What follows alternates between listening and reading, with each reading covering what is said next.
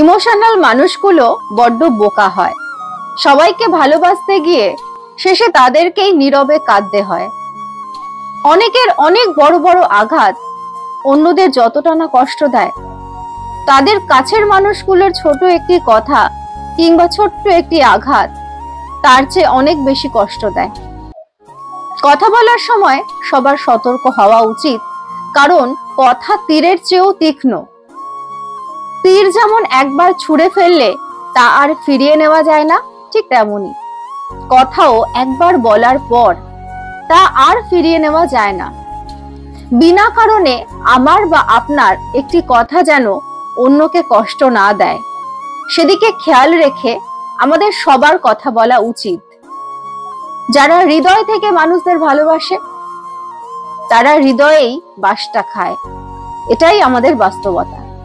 কেউ সঠিক ভালোবাসার মূল্য দিতে জানে না।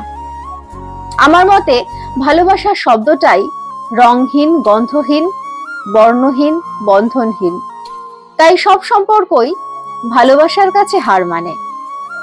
দেবদেবীরা তাদের পুজোয় যেমন ভক্তের ভক্তি আর জলফুলে সন্তুষ্টি লাভ করেন, ঠিক তেমনি প্রতিটি মানুষের সাথে প্রতিটি মানুষের ভালোবাসাই একমাত্র একটা বন্ধন তৈরি করতে পারে, হোক সেটা মা বাবা, বন্ধু বান্ধব কিংবা প্রিয়জন।